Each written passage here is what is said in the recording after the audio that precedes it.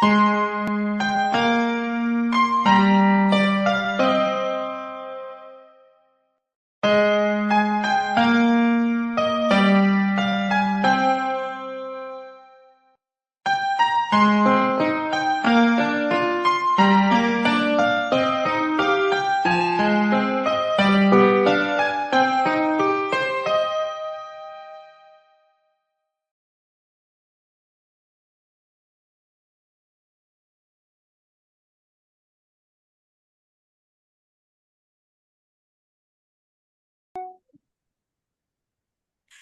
everyone, welcome back to Somewhere on the Spectrum, Navigating the World of Autism. And I have to say, this is probably going to be one of my favorite episodes of all 8 in our documentary, because we are all coming to you together today to shed some insight on how communities can come together and support our children, our adults that have been diagnosed or are on the spectrum, and our families. Because when we want to say we want everyone to be able to navigate this challenging diagnosis, we want you to be able to navigate everything.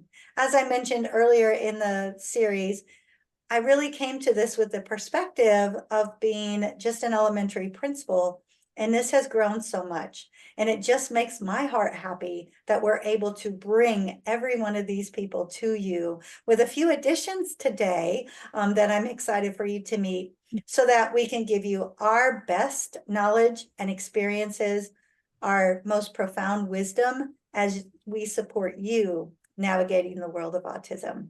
So today we've got a panel, and there are 9 of us here today talking to you about ways communities can come together, work together, support each other as we are working with those that are neurodiverse.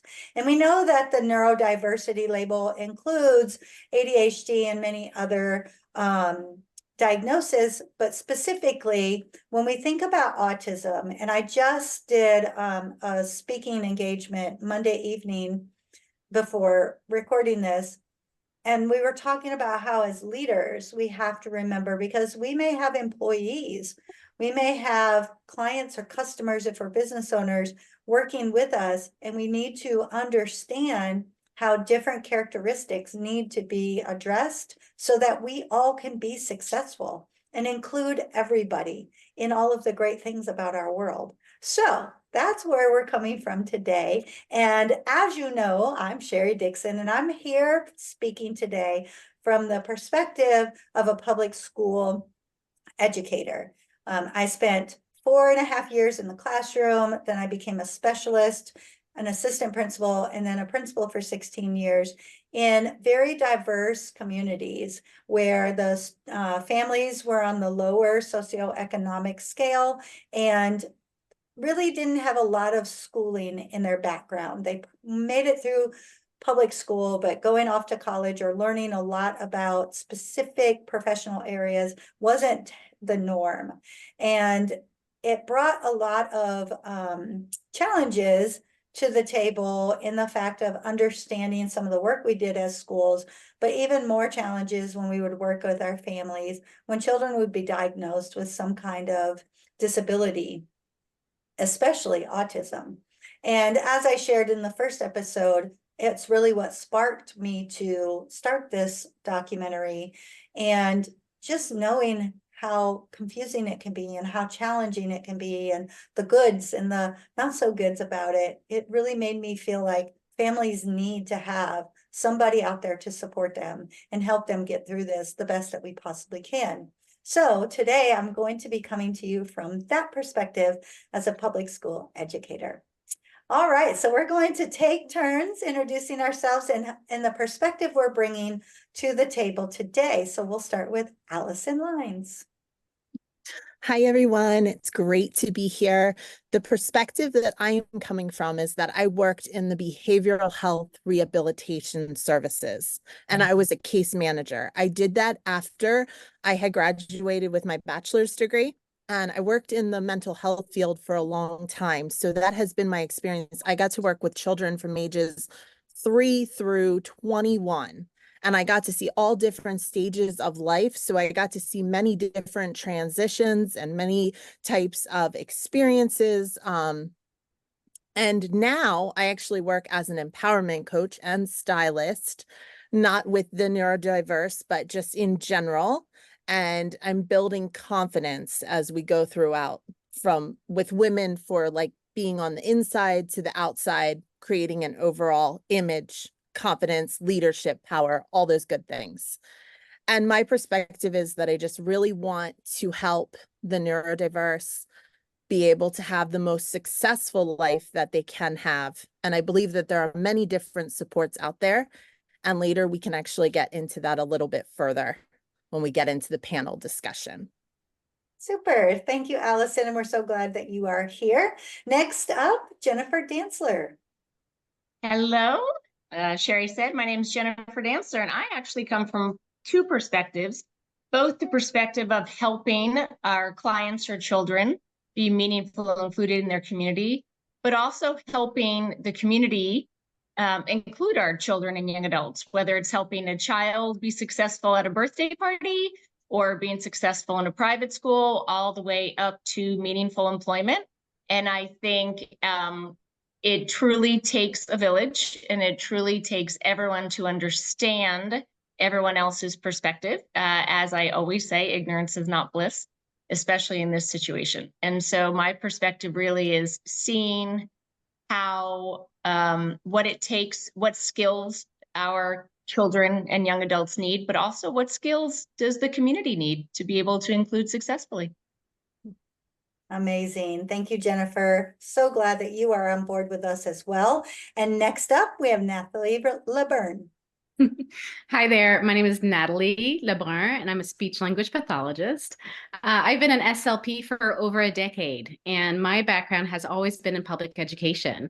So I've always served middle school, high school, and post-secondary transition students. Did that for about 5 years, and then the opportunity came up to actually become the department head for speech language pathology for Humble ISD.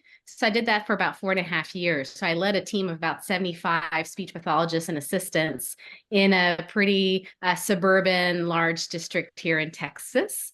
And when I was doing that, I really grew a very big passion for our students who were entering this really cool, exciting, and daunting part of life. They're 18 to 22. They're trying to figure out if they're going to go to college or seek some kind of higher education, where are they going to live? Are they going to drive a car? All the cool stuff that we all have gone through in our lives. But they have to do it through the prism of neurodiversity and just seeing and experiencing the world perhaps in different ways than people that are neurotypical are. And so I've spoken at the state and local levels about this topic in both clinical treatment and also assessment for speech and language and communication disorders. And last August, I actually decided to leave the school district and start my own practice. So I'm actually the founder of LifeSpeak. And what we do at LifeSpeak is we do a cool kind of hybrid of speech therapy, but also communication coaching. And the clients that we've been seeing range anywhere between 12, 13 years old, all the way up to their mid to late 20s.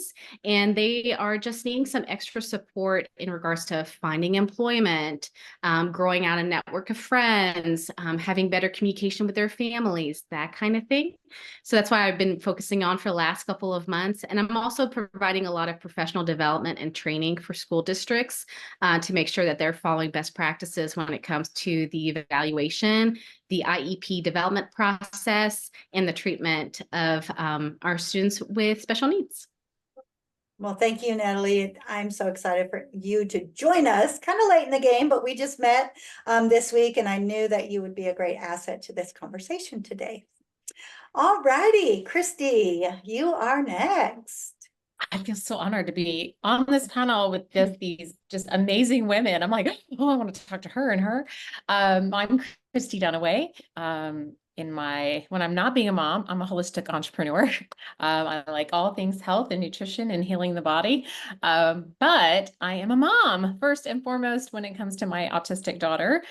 So Amelia is my 18-year-old that is off at A&M, which is just mind-boggling to me that she's been able to do that. And I think I definitely come from the perspective of the mom that didn't know.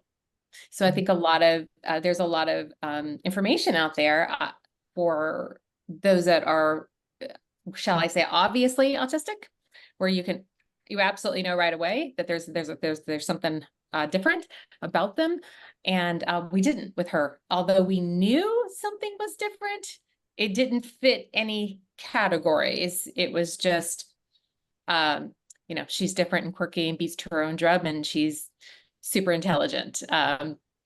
So anyway, it's just kind of been an interesting journey. Her diagnosis was at age 15, 16, as she turned into that age range when I was like, and it's just been a ride. I feel like a little bit we've been drinking from a fire hose as we're like learning as fast as we can, so that we can get her the accommodations that she needs to be able to function well. And A&M has just been absolutely, without a doubt, hands down, wonderful with her. It's, I mean, I didn't go to college, so I didn't really know what to expect. So her and I are kind of learning together, what they'll do and what they won't do. But I'm excited that she's a super willing participant.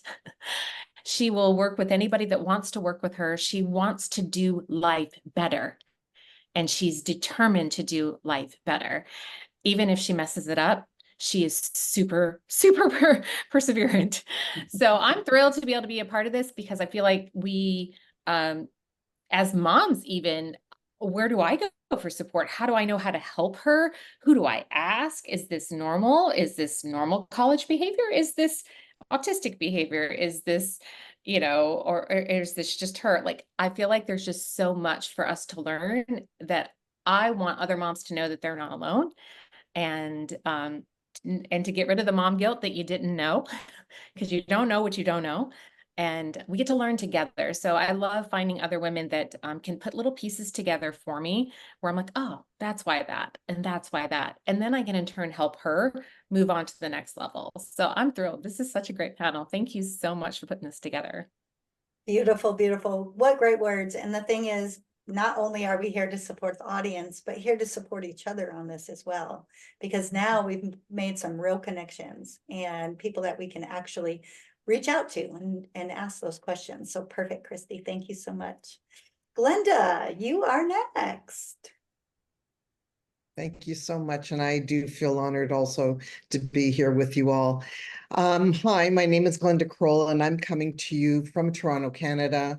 And my journey is, I'm coming to you on twofold basis as well, as my journey comes in beginning as a sibling. I have two brothers who have Fragile X syndrome, which is a form of autism. And for the last 65 years, I have been on this ride. I'm the youngest of four. And in the last 30 years, when my father passed away, my mother has her own challenges through all of this. So I turned into graduating up from not just a sibling and an advocate for my brothers, but as the progress began and my mother started showing signs of dementia, I became the advocate, the caregiver, the parent, and everything. And so, imagine this as three people at one time. Everything is falling apart, and I had to step in and take over everybody's life and find medical help and all the rest of it. So it's been a real treasure.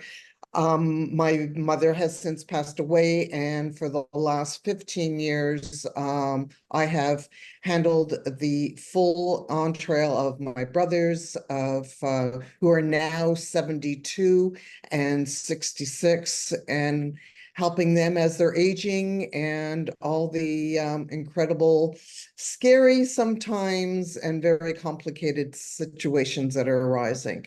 For myself, I am also a mentor, a life empowerment coach and reinvention specialist, because throughout my entire life, I have been empowering my brothers and others to move forward in their life, and finding a lot of different avenues, and finding things that could encourage them to both have a stronger, better life. Thank you so much.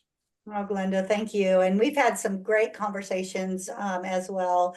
And it is interesting because we think about the young age and we think about the transition out of public schools, but we don't think about what happens when you have to start navigating the aging process. So that we've had some great conversations. Thank you. All right, Jandria, you are up, girl. Hello, I'm so happy to be here. This is my first panel I've ever been on. We're coming from the perspective of a nonprofit. We started back in July of last year. We delivered between 24 cakes between August and December of last year. We have two programs. One focuses on foster care and the other one focuses on youth with disabilities. Our A in Celebrate, because our name is Celebrate with a Cake. Our A stands for autism. We work with all disabilities, but we focus on autism. That came about because I am friends with the lady who received or took over a nonprofit for equine therapy. And I was out there volunteering and helping her. And I decided to add this program to our nonprofit because I saw, and my mother is also a speech pathologist, and I have, since a little girl, worked with her in Special Olympics and at her school, because I used to visit her school while I was out on holiday.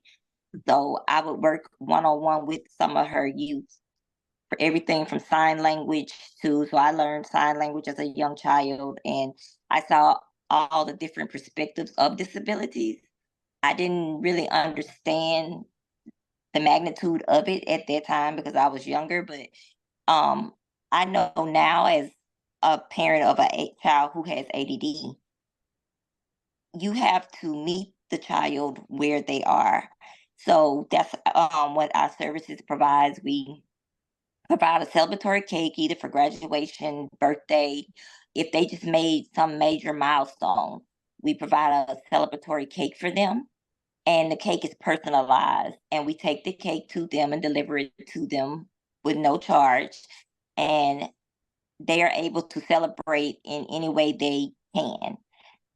So if they're able to have a party with other kids, that gives them the opportunity to do that.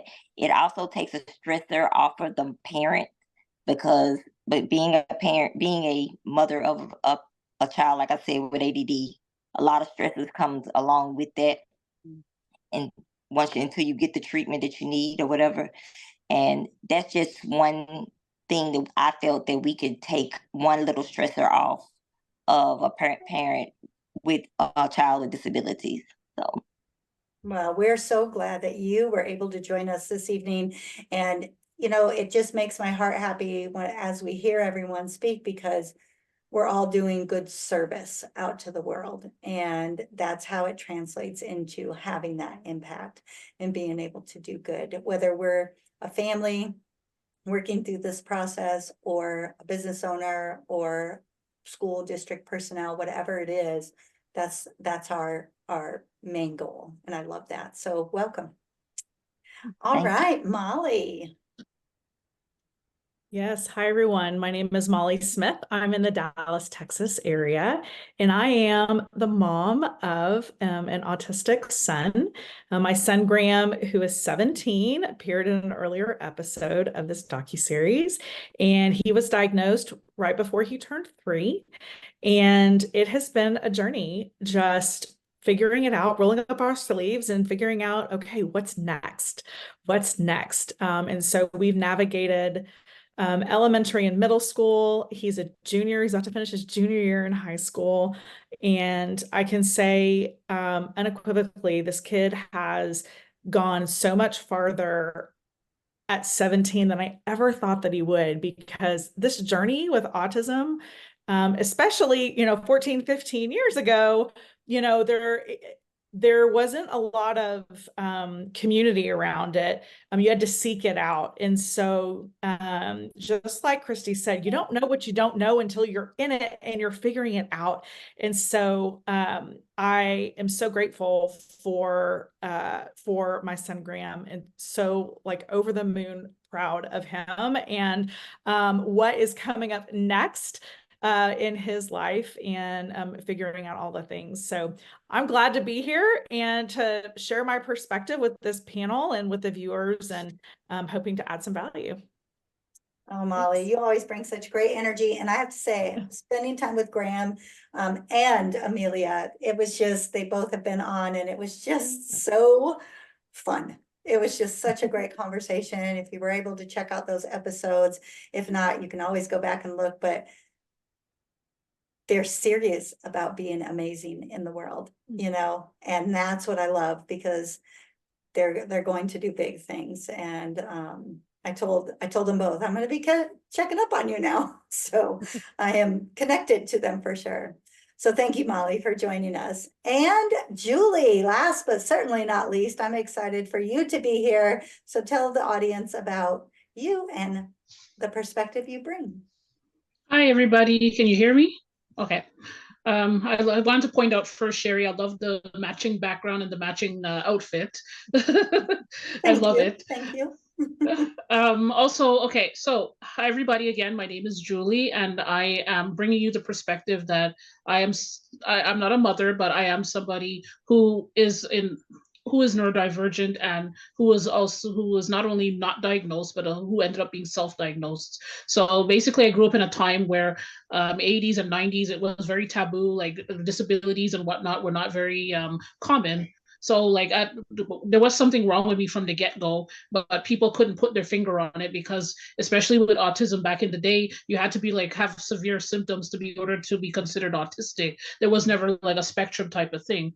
So I was always like kind of misdiagnosed, like, you know what I mean? And there was nobody to ever really like talk about like, yeah, there's different spectrums. So I kind of went through this all my life where I felt different. I felt, I knew I was unique, but I felt different because you're so used to being in an environment where everybody has to conform one way, everybody has to be taught one way. But in actuality, there are so many different people, especially when you have special needs. You get, you may have a learning disability, or you may have to be taught differently, or you may have to, and your social skills are not going to be great, because that's like one of the most important things when you're dealing with autism or Asperger's syndrome. It's lack of social skills.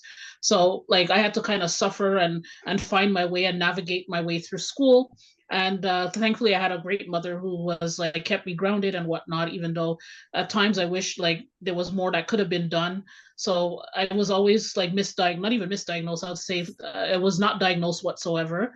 And I'm saying like I wanted to like commend you ladies, because you're all of your mothers, and you are taking a stand, and you're now that like autism's become more aware in the world, and now you're saying, look, something's not right here. I want to intervene. I want to get my child on the right track, because I think it's like really, really important to be a voice for your child. And my mother had to be a voice for me when I had those bullies that used to bother me, because I was different. I was a very antisocial and very quiet, and they didn't understand me. So she had to be my voice. So you being a voice for your kid is like definitely very important. So I definitely want to say keep going, and make sure that like you don't put your child into a box, because your child could basically overcome and conquer everything. I'm just going to speak from my experience, because I went through high school, and then I went through college, and then I graduated university, and then I went back to school again to study special care counseling, which is all about dealing with children with special needs. And that was where it was really important when I started like learning all about this. And it was like a self-help type of thing for me to kind of diagnose myself and be like, yeah, I think this checks off the boxes off of like what I've been dealing with for years. And I was able to see how kids function with special needs, and also adults as well. So it really opened my eyes, and it really allowed me to embrace that. Yeah, I may be neurodivergent, but I could take my superpower, and I could do a lot more with it. So with that being said, I ended up working online. I wanted to always be an entrepreneur, and when the online business took into effect, I was like, I want to help women with visibility in their businesses, but I also want to provide a platform and be a female empowerment advocate to let women be seen, be heard, and so now I have like a book coming out, and then I have my co-authored book coming out. Plus, I have a show called Her Roadmap to Resiliency, which is going to be showcasing all kinds of women who've gone through trauma and adversity, and you know what I mean, like. I think my experience has just led me to want to be able to share, give other people a voice because I didn't have one, and let other people use what they've gone through to create an impact. So this just goes to show that you don't have to, just because you're different or just because you're unique, and you shouldn't have to fit yourself into a box, or the child shouldn't have to be in a box and not be allowed to shine and do whatever they have to do to get where they have to be. We all have the choice and the chance to evolve and to be who we want to be. So definitely for you mothers, just keep encouraging your child, keep supporting your child, and even people in the school system too. You know what I mean? That extra encouragement and praise is very helpful. So just to let you know that I'm like the inspiration, that just because you have a minor disability or a disability, that you shouldn't allow that to define you. So I am really glad to be on this panel, and I'm glad to be here with you ladies, and just keep going. Oh, Julie, I love that. And I have to say, I'm just so proud of you. I met Julie through another networking, and when we connected, she is such a great connector of women. She does networking online. She does work sessions with people. We talk about our goals. She keeps us all in line too. And I'm so glad you came, because I know I've been skipping out on our little sessions every week because of my schedule, but it's just proof that that's the thing. We don't have to let our baggage or our past or our situations define us, right? That we can still accomplish so many things at whatever level we are and be successful, whatever that looks like for us, and embrace that. So yeah, yay, I love it. Thank you, Julie, for being part of our team.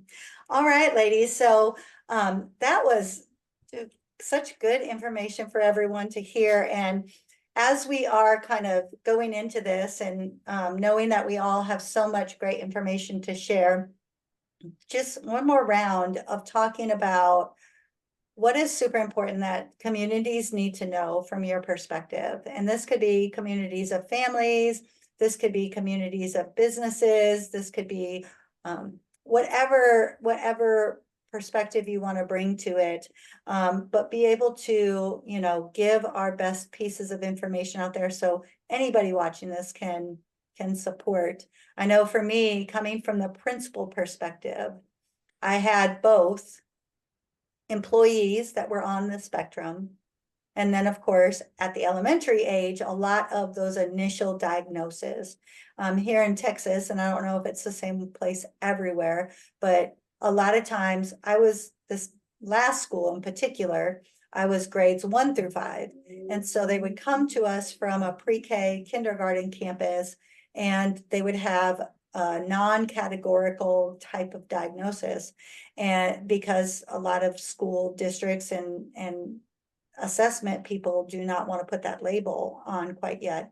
So we went through a lot of the initial diagnosis, or just the mere fact of the schools that I ran, we had a high turnover rate for students. So we had a high mobility is what we called it. And so families would move around a lot and stay with families sometimes, or move into apartments, and their time with us would be short, as it was at their previous campuses.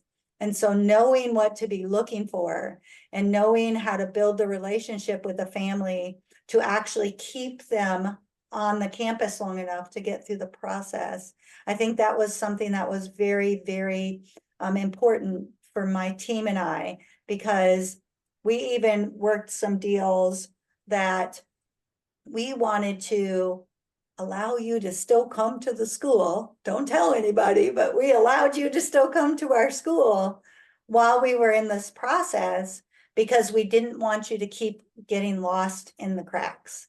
And I think that was important. So for families out there, Find a school that you can make that connection with.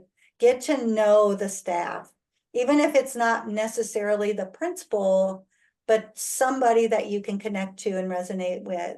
And for those of you representing a school district out there, make it a point to not just know these families, all of your families for sure, but understand and have that empathy when you're working through these situations, because they are scary and a lot of people just don't know. You heard two of our moms say, we didn't know what we didn't know.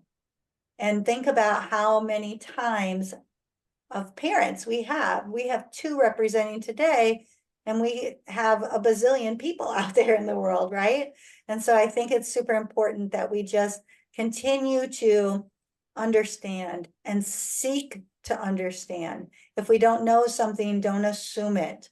Have the conversations and be able to build that good relationship where everybody feels comfortable asking the questions.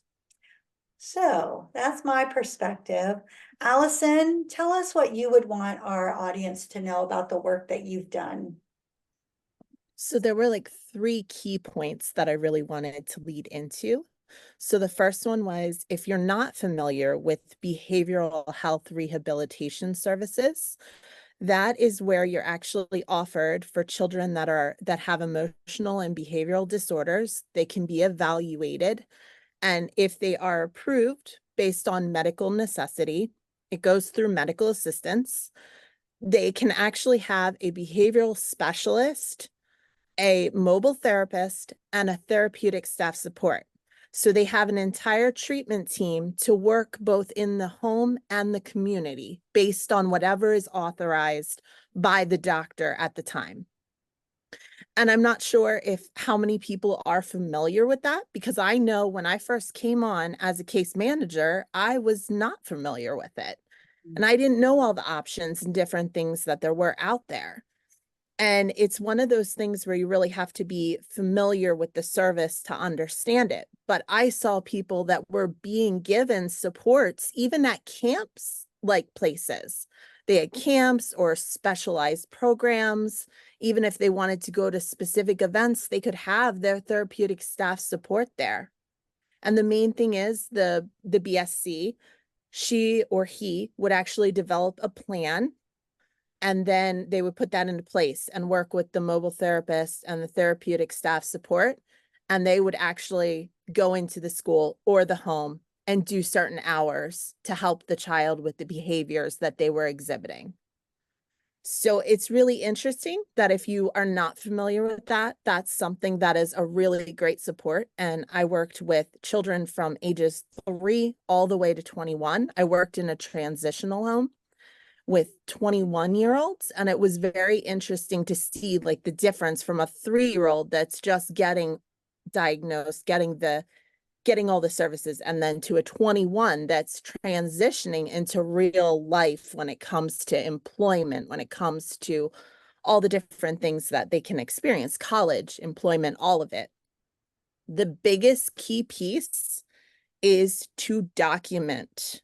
Make sure that the person that is in charge of that team is documenting. I saw so many people when I fought for a case.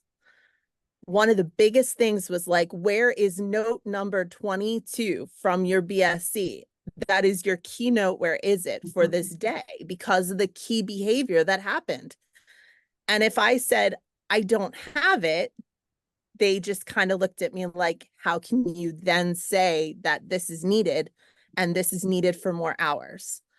So I dealt with a ton of red tape, and sometimes it was really disheartening because I saw these kids and these kids got used to me too. And I would see their parents like break down in front of me. Like, can't you do more, Allison? And it's like, I wish I could. And I went to bat because all I ever wanted to do was help as many people in this world as possible. And it's still my mission to this day. And when I worked with the autistic children, it was just the most amazing experience. I saw both the side where it was, you could see something go fly across the room during an evaluation. And then I saw the softer side where I'm sitting there and they just come up and like wrap their arms around you, especially a nonverbal child. Like it literally like melted me. So I just want everyone to be aware that those services are available to you. And I think it's a really important key piece. So BHRS services and also documentation for everything. As they always say, document, document, document. And then my last key piece is Autism Speaks. I was a representative for them, and you can find that around the world. And one, it came in 2005. And for me, I did not start in 2005, but it was later on, obviously. But I was a representative and I helped with events. And the main thing about the walk is it's the biggest fundraising event for autism. And they work together with other organizations. So it's really amazing because that's a great day for family, for friends, for everybody to come out there and have a great time. And then there are also like little paths that you can take, and there are little like spots along the way that you can actually find to make things better sensory wise, because it can be very overstimulating. So that's another thing. And it was a great event, and you can find them all over. You just have to go on to autismspeaks.org. Oh, I love that. Thank you so much for those great chunks of information. I usually say nuggets, but those were chunks. So, thank you. You're welcome. Thank you. Jennifer. Okay, so my thing is we truly are all in this together, and everyone can do their part, right? Depending on the studies you read, autism now affects 1 in 30 to 1 in 36 kids. And so whether you are the person having a block party and you know someone on your street has a child with autism, go knock on their door and say, how can we help this event be successful for your child? Whether it's having color-coded plates because they've taught their child has restricted diets, and we can teach that child to only eat the food off the blue plate, to having music that might not be overstimulating, to having some kind of boundary on the block so we can have the children be safe. You can do your part.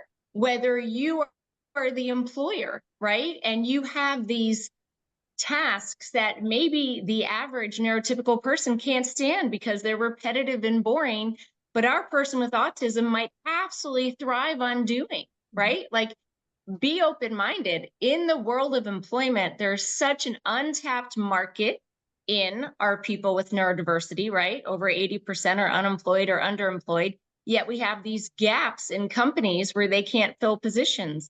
Let's figure out how to match the two together, And so I think we tend, or whether it's being at the grocery store and seeing that child tantrum and not automatically assuming that's because of bad parenting, and maybe giving a supportive look, or literally going over and saying anything I can do to help, or offering to clean up the cereal boxes that the child might have knocked over. I remember years ago on Facebook, I saw a post about people were talking very badly because a mom was pushing her teenage daughter around in a grocery cart with an iPad.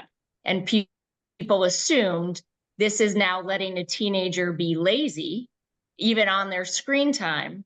And I immediately assumed, well, this might be a parent who has a teenager who maybe elopes or runs from mom. And this is literally her only way to go to the grocery store, is if she lets her daughter be in the grocery cart, right? So I think it's about, as a community, how do we engage with positive intent?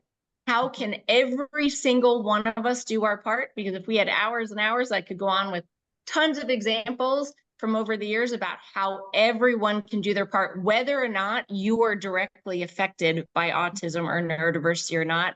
Every single person in our community can do our part, but autism can be isolating.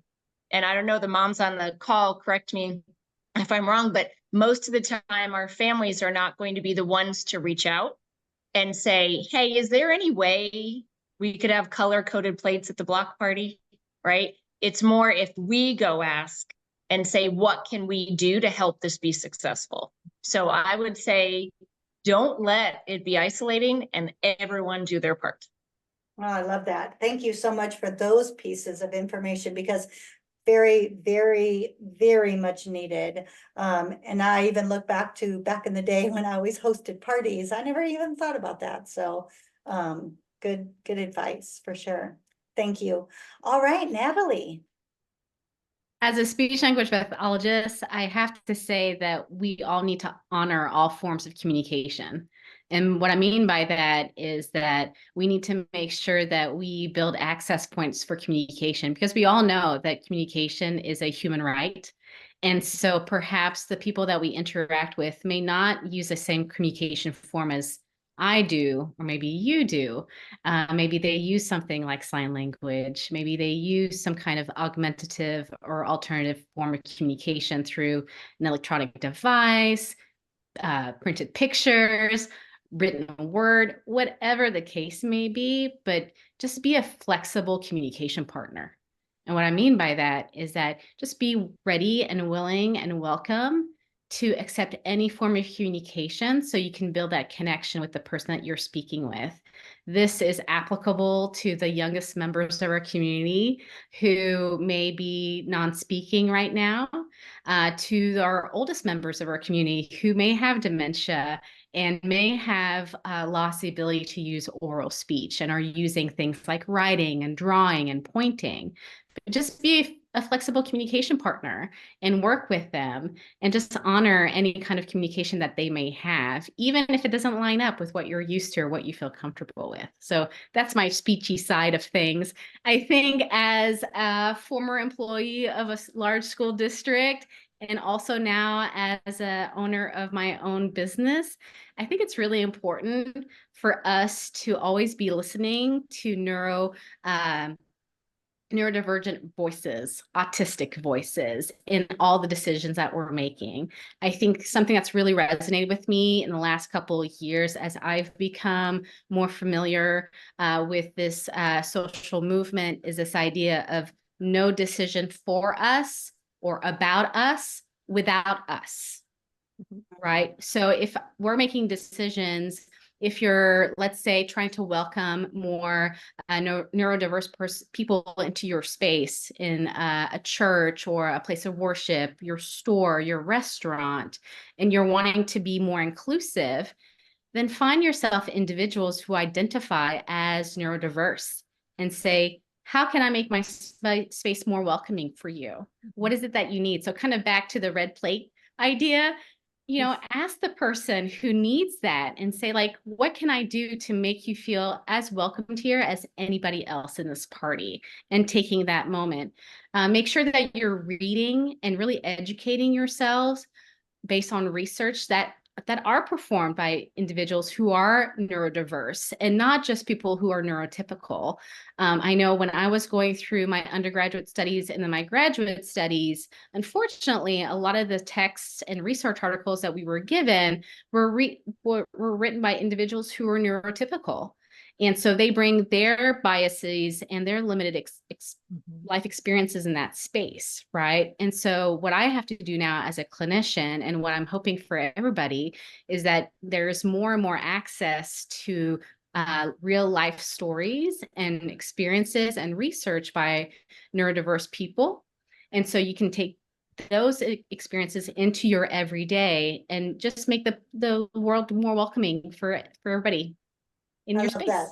So good. So good. Thank you so much. Because we do have to think different, right? We're in a world right now where we have access to everyone, online or in person, and we have to start thinking differently. So I love that. Thank you. Christy. This is so exciting, just listening to all these ladies already. I'm sorry, I just get so pumped up by you guys. You're just so full of knowledge. So I kind of talked to Amelia about this a little bit beforehand, because I do exactly what you just said. I don't want to speak for her because I'm not neurodiverse, right? Like, I want to know, is this what you would think? And she's like, for your audience, Mom. This is how she's studying neuroscience. So, like, this is how the brain works. So I'm going to break it down to something we can all take a bite into. The first thing, the world doesn't know what they need unless we tell them. The world doesn't know what our artistic community needs unless we tell them. So community, if you're watching and listening, we get it. We know that you don't know, because I didn't know that my own child was autistic. So that we absolutely give grace in the fact that we know that, if we don't tell you that there's a need there, or it's fine. We'll help you with that. But there's some things that you should know that I felt like were really helpful for Amelia and I've shared this with family, friends, local community that, we kind of surround ourselves with, so that they understand her and other autistics a little bit better. And I don't know where it came from. I'm sure it's some great research on something else, but it's just what we use because we saw it somewhere. So I got to give credit where credit's due, but I don't know where it came from. But my daughter likes to use this theory called spoon theory. And I don't know if you've ever heard of spoon theory, but if you look it up, I think it comes from the mental health area. And we all start our day with a certain number, this is what she'll tell you, with a certain number of spoons. And if you're neurotypical, like most of us on this call, not everybody, but you start off, let's just say we start off with 10 spoons, all of us. And we get to the end of the day, we're just using our 10th spoon and we're ready for bed. Have you ever had a day as a mom where you get to halfway through your day and you are done? You cannot deal with another human being without punching them, right? Okay. You're done. You're over it. I always say, fun meter pegged out, I'm done. Well, for somebody like Amelia, she starts her day with 5, not 10. And each task takes up 1 full spoon. So it could be just taking a shower and brushing her teeth. She's already down to 4. It could be she's, going on a date. I can't believe she's doing that now. Going on a date. That took up 3, I promise you. So, but by the time we get to, halfway through the day or the end of the day, yeah, when you see these meltdowns happen, especially in her age bracket, a lot of times what it is, they're just out of spoons. And so that's a great way her and I've been able to communicate. It should be like, Mom, I got like 1 spoon left. I'm like, okay, don't use that on me, sister. Use that on reading for your final tonight, or, whatever it is. And she'll use that with her close friends too. So ask questions. How can I help? How can I communicate best with you? How can I communicate best with this person?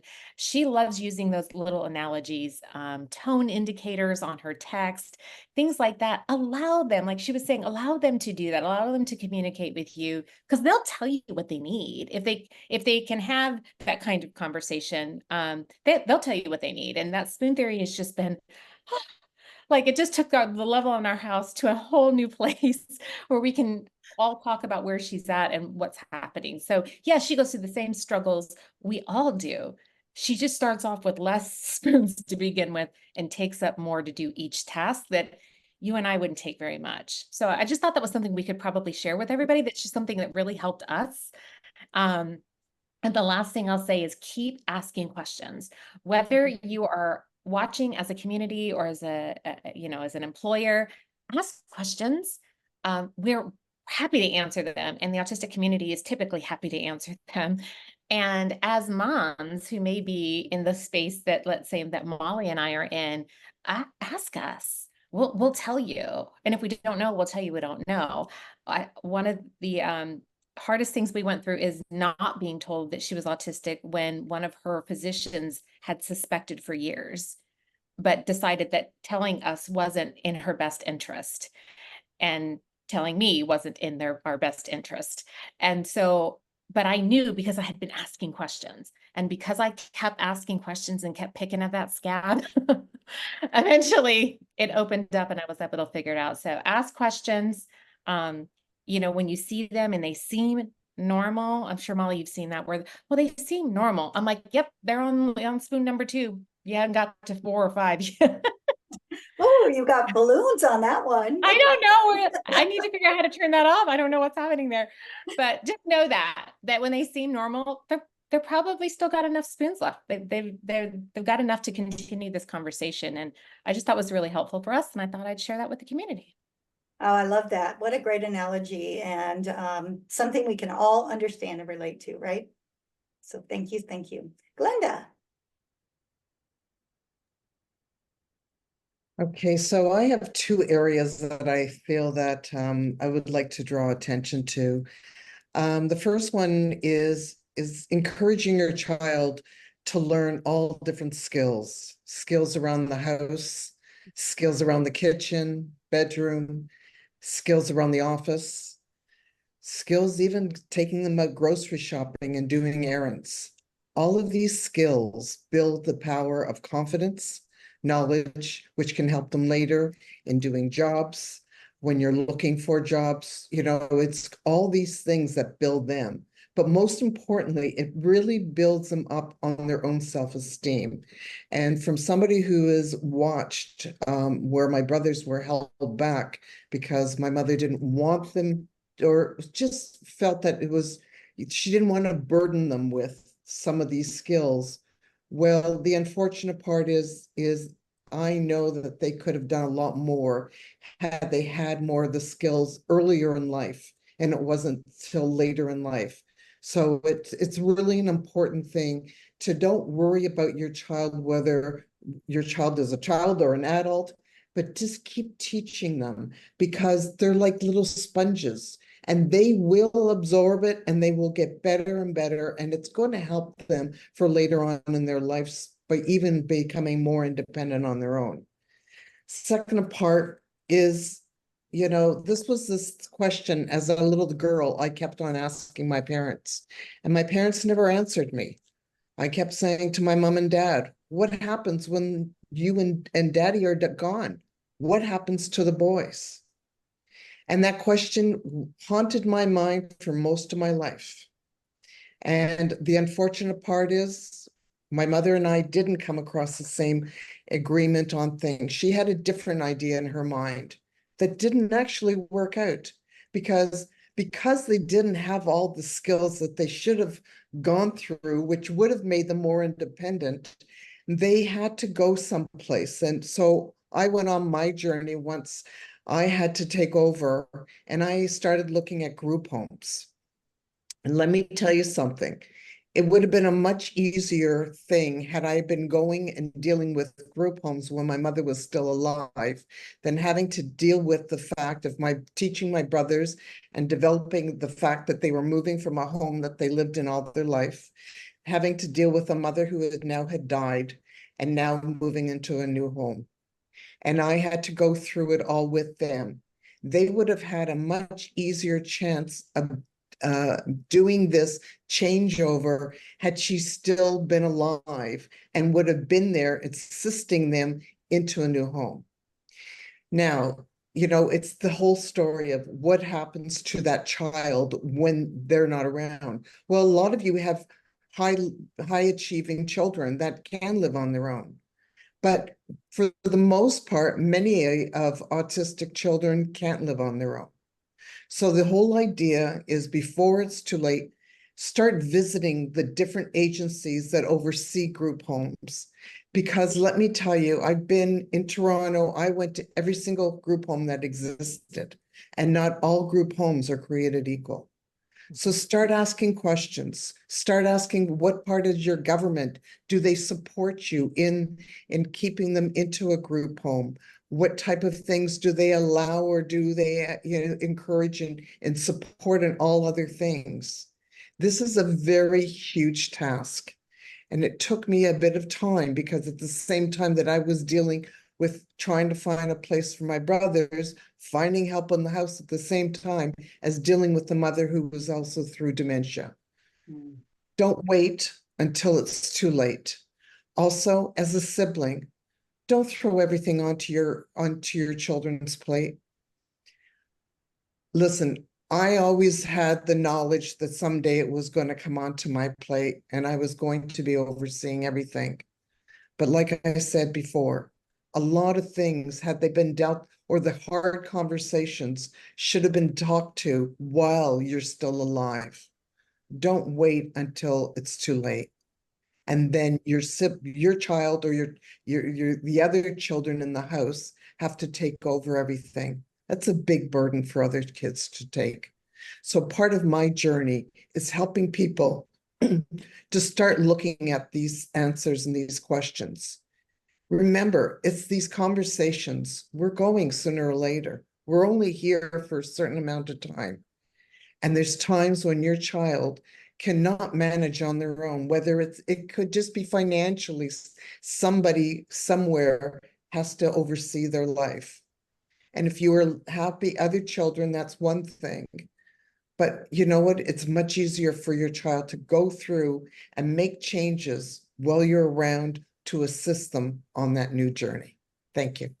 Yeah, very good information, Glenda. Something we just don't even think about. I can see everybody's faces as we're talking, and you just don't think about those things. So thank you so much for that perspective.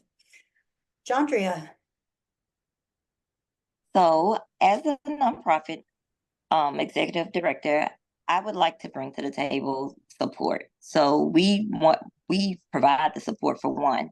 We provide the support. We ask the parent on what specific things would help their child receive this cake or like the cake, or if they want cupcakes, chocolate or vanilla, or do they want a cake? What's their special character, or just what would help if they want the fidget toys, if they want a fidget toy on there, whatever they can use on their cake that helps them. Like I said before, we provide also support by bringing the cake to the home, making sure the parent is not taking away from the child to go and pick up or anything. So we provide that support. But I also provide support by not gatekeeping. We work with a few organizations. One of them is Moms of Autism of Houston, and we do monthly birthday party celebrations. So all of the kids in that community or surrounding communities come out. I provide a birthday cake. They have activities with neurosensitive activities for them to participate in, with face painting or playing with Play-Doh or just fidget toys, or she invites other corporations to come out and set up. I connect with all of these people that are at the function, and I try to pass on the information. So if if we're doing a party or doing celebration, I make sure I blast it on Facebook, I blast it on my Instagram, whatever we're doing. So I make sure that I'm showing the support to the Moms of Houston or whatever other group, because I've done a few other ones. So I make sure that the word is spread. I met a few moms from Cypress, Texas, that showed up at one of the events, and she was like, I never knew this existed. I said, and honestly, I didn't either until I connected with Andrea. And from then on, it's been like a partnership. She has led me into some paths that has helped me out to get more clients that I could provide cakes to. Plus, I've helped her out by providing like different venues or different organizations that would help her organization out. So I try to pass that information along to the parents if I am able to, because I feel like gatekeeping, there's a lot, like I find out the information, but I don't pass it on. I don't think that that's correct. So I tried my best to make sure that if it is something that will help a parent out, I'd be like, oh, you might want to go check this out or go look at this website, or make sure, like my child, like I said before, is ADD. So he has provisions in the classroom. It's not as strict as some of the provisions that autism kids get, but he has certain things that he has to advocate for. And this year, I can say his school district, which I am affiliated with, and I provide cakes for their special needs kids. His school district set him down in a meeting, and I was so impressed because they told him that they were going to teach him how to advocate for himself when he gets to college. And I was just like, okay. She's like, we want you here because we still need your permission because he's still under the age of 18. But they're bringing him into the process now and making sure that he knows how to make the decisions and he knows what to do. So I just thought that was a great key to the whole puzzle. I was like, okay, so I ran across another parent whose child has special needs, and I told him, I said, you make sure, because he is able to function, that when he gets to high school, you go into the meeting and they will bring your child in with you and let them learn how to advocate for themselves. So by the time they get in 12th grade, they'll know what to do. So like I said, I always try not to gatekeep. So I think that's a big key to the whole spectrum. Love that. That is so important and a great message for everybody out in the world, because we do make connections every day and we learn things every day. And I have the same philosophy. If I know something, my duty is to share that with others. So thank you, Jandria. Molly. Yeah, so my perspective is maybe just a little bit different as the parent of a child engaging in the community over the last 13, 14 years. I want to speak to the parent or the grandparent who has a kid or grandchild who has autism and is scared or reluctant to share that diagnosis as they are engaging in the community. Let me tell you that it's been my experience that being out there and open with my son's diagnosis, as we have engaged with the coaches on the soccer team, right? As we've engaged in the Cub Scouts and the Boy Scouts and the church youth groups and the clubs and all of those things, we've been very open about it because that facilitates conversation, it facilitates understanding, and it gives the community the ability to say, okay, I might need to approach situations differently, right? I have come across parents of autistic kids who keep that diagnosis under wraps, and you're not, like, this is my opinion, you're not doing your child any favors, right? Just like Jandria was saying, like, one of the things that we have had to do, we have not done it perfectly, is teaching Graham to advocate for himself.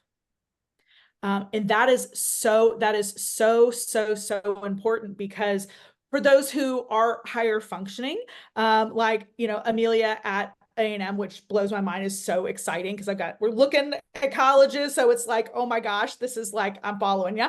But in looking at that, like, he's going to have to advocate for himself his entire life, right? And he does have the ability to do that. But if he does not have the skill, then he will struggle. And as a parent, I want to equip this kid with everything that I can and help him and support him, not do it for him like a good helicopter mom does, right? Like, I sometimes have got some of that helicopter in me, you know what I'm saying?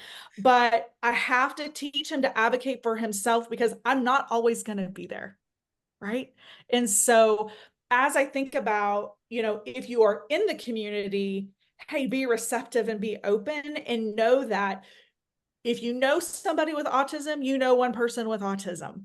But there are so many people out there who have neurodivergent, that are neurodivergent, in autism especially. And I think, Natalie, I think it was you said, or Jennifer, maybe it was you talking about the plates and the thing. It's like, there are so many things that people, neurodivergent individuals, are just knock it out of the park. And so finding those opportunities and plugging them in is so key. And as the parent, speaking to parents out there, the label gets you access to what your kid needs to be successful, right? Don't be scared of it. Embrace it. Embrace it. That's been our experience. And I just have, Graham is finishing up his junior year. He got an 1140 on the SAT. He's got a, 3 point something, like, he's killing it. Right. And we would not be where we are today if we had not embraced, hey, this is what we've got. This is how it manifests every day. What are the supports, the needs, the speech therapy, the ABA? I mean, we've done it all over the years. Right. But that has helped set him up for adulthood, whatever that's going to look like for him. Oh, I love that. I love that. And congratulations to Graham. I'm so excited for him. I know. All right, perfect. And Julie, wrap us up today with some great wisdom. What would you want the communities to really think about moving forward? All right, so I took a piece of what everybody said, and I was just like, you know what? First of all, I'm going to piggyback off of like what Molly said, which I agree that you need to kind of make sure that you have your kid become an advocate, because I think it's really important, because especially somebody like me who's been through this, and I find it could be like a dark, a scary place, because especially I grew up in a system where I was like kind of had to integrate with other kids, and I kind of had to mask my disability, or I had to mask my neurodivergency, because especially if you're somebody who's like high autism, you could easily do it. Like obviously you could like put away the symptoms and you could just act normal, but in the long run it didn't really do me any good, because I felt like I was putting on like an alter ego, like out there I had to like show that I could conform and be like regular kids, but then I come home and then I'm like completely a different person. I could be like my true autistic self. I don't know if any parents have seen that, like while they're in their own environment or just with their children's behaviors, but that's something I've had to do, because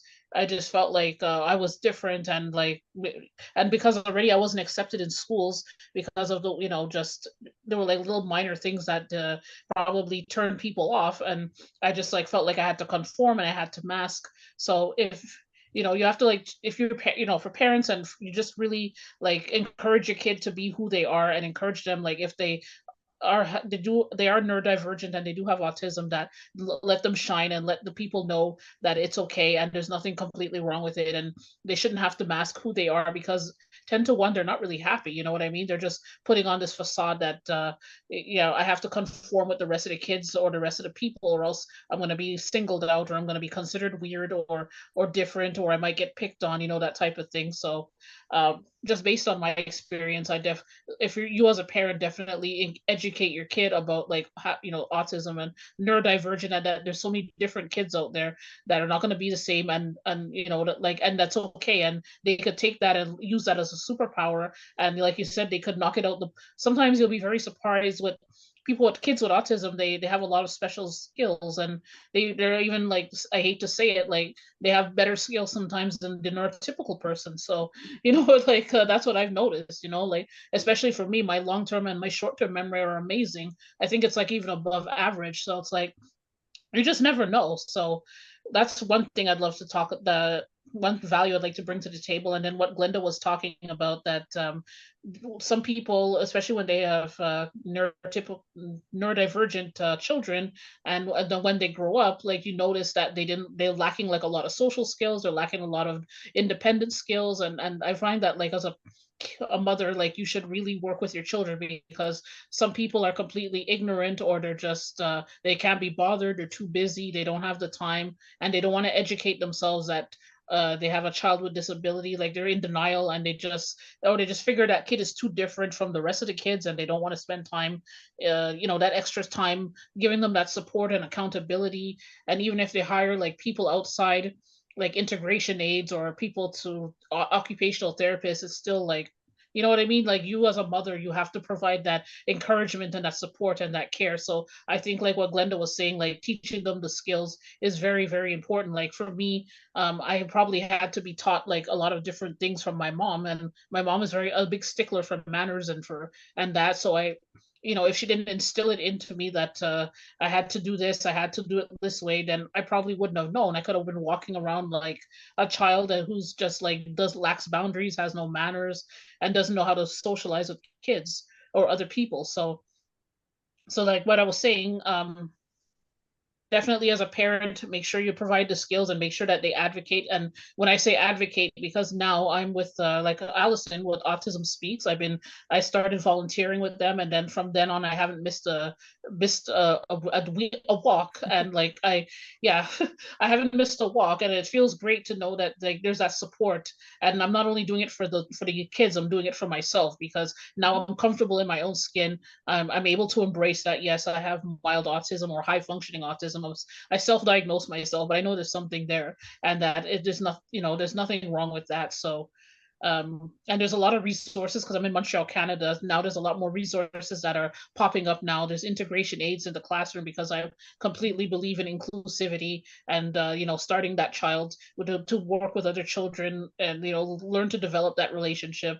And there's centers now where you could like bring your kids, and there's like schools for adults where like kids could even though they can't really go into regular schooling, they could like learn vocational skills, and they could learn to kind of adapt to the world, or adapt to their environment and adapt to the workspace. So that's pretty much all I have to say. And as mothers and as like people in the education system, you really got to just like hone in on like this kid, it might be different, and how can I help them to make a better experience. This is just all based on my experience. So if anything, you learn from me, and you try to make a difference and create an impact. Well, thank you so much, Julie. That was amazing. Spoken right from the heart, just like everybody else. Y'all, I am not a very emotional person to the fact of tears, but I have tears like building in my eyes, just watching and listening to y'all. The goosebumps, they're real. And this has been such an amazing hour spent with you and having these conversations. And for those of you out there watching, I hope that you got at least 25 things, not just one thing, but 25 things that you can think about as we all continue to work together. Because I promise you, if we want to have an impact on the world, if we want to make it a better place, and who doesn't want to make this world a better place right now, right? Because I have even stopped turning on the news because I just can't anymore. But if we all want to have a hand in that, let's all keep sharing what we know, sharing what we learn, asking the questions, supporting each other, supporting our kids, and just being the good humans that we know we can be when it comes to working with anybody with unique characteristics, but definitely those who are navigating the world of autism. Thank you, and we'll see you next week for our final episode as we get ready to wrap up this series, Somewhere on the Spectrum.